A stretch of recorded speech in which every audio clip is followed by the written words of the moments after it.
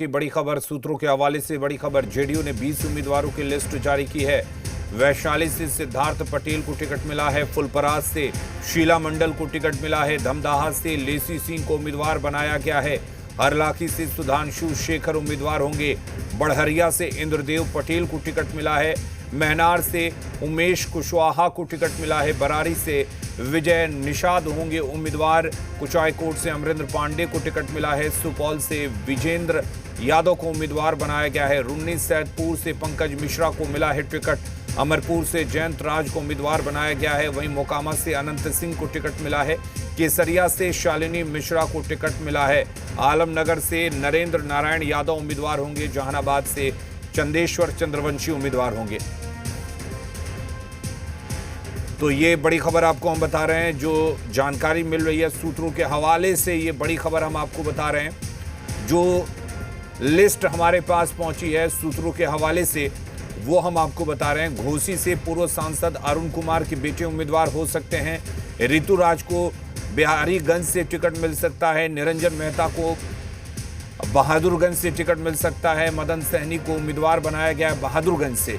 और भोरे से सुनील कुमार को टिकट मिल सकता है। ये संभावित उम्मीदवारों की लिस्ट हम सूत्रों के हवाले से आपको बता रहे हैं। सरायरंजन से विजय चौधरी को टिकट मिल सकता है।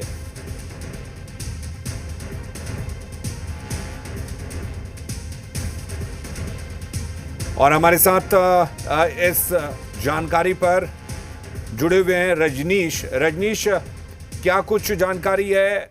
लगातार सूत्रों के हवाले से हम बता रहे हैं कि जेडीयू के कुछ उम्मीदवार हो सकते हैं और उनका टिकट एक तरह से कंफर्म माना जा रहा है। थोड़ी तस्वीर दिखा। जहानाबाद के जो पूर्व सांसद रहे हैं अरुण कुमार, वो थोड़ी देर में जेडीयू ज्वाइन करेंगे और उनके बेटे ऋतुराज। और एक बार हम तस्वीर दिखा दें कि समर्थक जो हैं वो यहाँ पे आना शुरू हो गए हैं और बड़ी संख्या में अभी लोग यहाँ पे पहुंचेंगे भी। तो जहानाबाद में जिस तरीके से पकड़ है और साथ ही साथ सामाजिक समीकरण को साधने की कोशिश है, और इसके तहत अभी से थोड़ी देर में यहाँ पे एक प्रेस कॉन्फ्रेंस आयोजित किया जाएगा जिसमें मिलन समारोह है और अरुण कुमार जो है वो शामिल होंगे। और अरुण कुमार के साथ उनके बेटे ऋतुराज भी शामिल होंगे जेडीयू में। और ऋतुराज घोसी से उम्मीदवार होंगे। और इस तरीके से जेडीयू के खेमे से जो घोसी से उनके जो एक चेहरा था, जो राहुल शर्मा, वो आरजेडी ज्वाइन कर चुके हैं, जो कि जगदीश शर्मा पूर्व विधायक के बेटे हैं। तो बहरहाल अगर सीटों की बात कर ले तो जिसमें कहीं कोई लाग लपेट नहीं है और सूत्रों के हवाले से अंदर खाने जो चीज़ें स्पष्ट है उसके अनुसार वैशाली से सिद्धार्थ पटेल साफ सुथरी छवि है। और उनके चाचा पहले विधायक हुआ करते थे बिरसिंह पटेल, बाद में वो आरजेडी में चले गए और फिर अभी वहाँ भी नहीं है और पिछले बार भी, और अभी वर्तमान विधायक है सिद्धार्थ पटेल। तो वैशाली से उनका नाम है। इसके अलावा फुलपरास से शीला मंडल बिहार सरकार में मंत्री हैं, इसमें भी कोई दाग नहीं है। इसके अलावा धमदाहा से लेसी सिंह बिहार सरकार की मंत्री हैं। इसके अलावा हरलाखी से सुधांशु शेखर विधायक हैं। इसके अलावा जो बड़हरिया से कई सारे लोग यहाँ पे उम्मीदवारी जो है उसको लेकर चक्कर काट रहे थे। अभी थोड़ी देर पहले यहाँ पे दावेदारी को लेकर पूर्व विधायक श्याम बहादुर सिंह भी यहाँ पे थे। लेकिन यहाँ पे जो चीज़ें स्पष्ट है उसमें इंद्रदेव पटेल का नाम है। और साथ ही साथ महनार से उमेश कुशवाहा 14 तारीख को नामांकन करेंगे। महनार सीट को लेकर खींचतान बनी हुई थी और चिराग पासवान भी ये सीट चाहते थे, चूँकि वहाँ से जो विधायक मौजूदा जो बीना सिंह है, जो रामा सिंह की पत्नी हैं, और साथ ही साथ पहले वो आरजेडी में थे लेकिन अब शामिल हो गए हैं चिराग पासवान की पार्टी में। तो लिहाजा उस सीट को लेकर खींचतान थी। लेकिन महनार से उमेश कुशवाहा चुनाव लड़ेंगे, 14 को नामांकन करेंगे। इसके अलावा बरारी से विजय निषाद जो हैं उनका नाम है। कुचायकोट से अमरेंद्र पांडे, वो रोड शो कर रहे थे, जनता ने देखा है, वोट मांग रहे हैं। और सुपौल से विजेंद्र यादव। इसके अलावा रुन्नी सैदपुर से पंकज मिश्रा विधायक हैं। अमरपुर से जयंत राज बिहार सरकार के मंत्री हैं। मोकामा से अनंत सिंह, लगातार वो मुख्यमंत्री नीतीश कुमार से मिल रहे थे और दावेदारी कर रहे थे। केसरिया से शालिनी मिश्रा, नरेंद्र नारायण यादव आलमनगर से। और इसके अलावा जहानाबाद से चंदेश्वर चंद्रवंशी पूर्व सांसद इस बार हार गए हैं, उनको मौका मिल रहा है यहाँ पे विधानसभा चुनाव को लेकर। घोसी से जैसा कि मैंने पहले ही बता दिया है ऋतुराज, जो अरुण कुमार पूर्व सांसद के बेटे हैं। बिहारीगंज से निरंजन मेहता है। बहादुरगंज से मदन सहनी बिहार सरकार के मंत्री, भोरे से सुनील कुमार शिक्षा मंत्री बिहार सरकार में, और साथ ही सराय रंजन से विजय चौधरी जो कि बिहार सरकार के मंत्री, मुख्यमंत्री नीतीश कुमार के, और भी कुछ नाम जो है वो भी स्पष्ट हैं। और जेडीयू जो है अपने जो इनके खाते के जो सीट हैं और साथ ही साथ प्रथम चरण की जो बातें हैं, हो सकता है कि वो जल्द ही उसकी घोषणा जो है वो भी हो जाए, जिससे कि आम जन के बीच में उम्मीदवार जो है वो पहुंचे और लोगों के बीच अपने पाले में अपने लोगों को ज़्यादा से ज़्यादा जनाधार को गोलबंद करने का उन्हें मौका मिल सके। तो लिहाजा एक और जहां पे बातचीत सीटों को लेकर, कुछ सीटें जरूर है जिसमें खींचतान की स्थिति जो है वो बनी हुई है और उसको सुलझाने को लेकर ही दिल्ली पटना समेत तमाम बैठकों का दौर।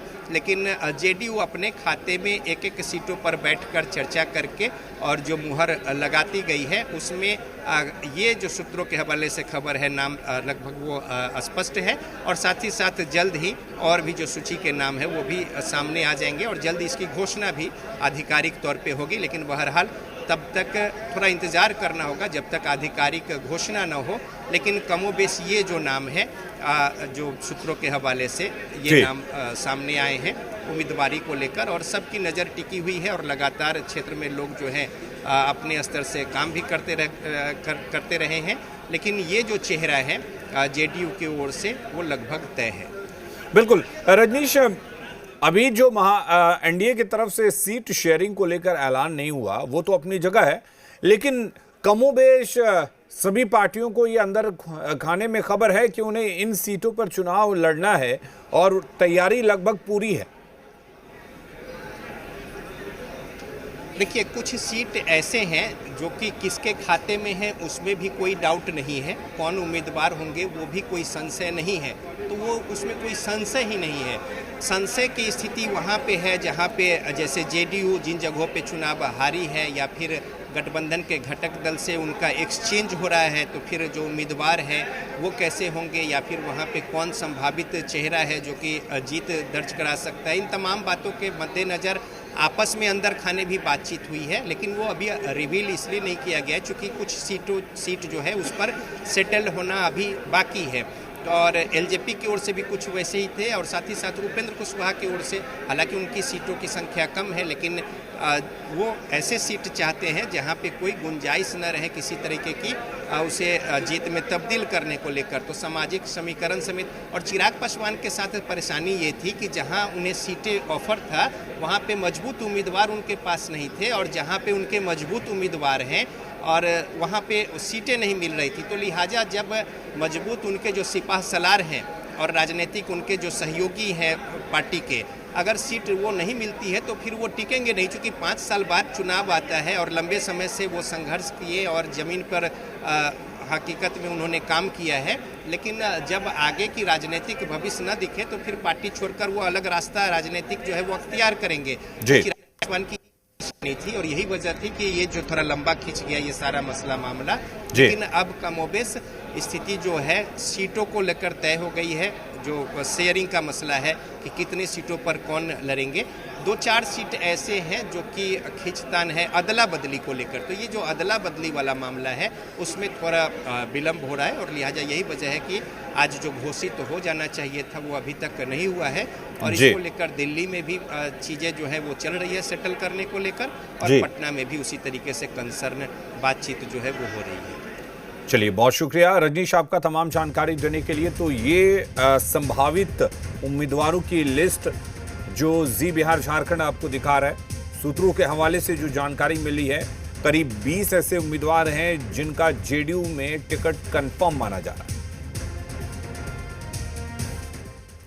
और अगली खबर मुजफ्फरपुर से है, जहां आरजेडी विधायक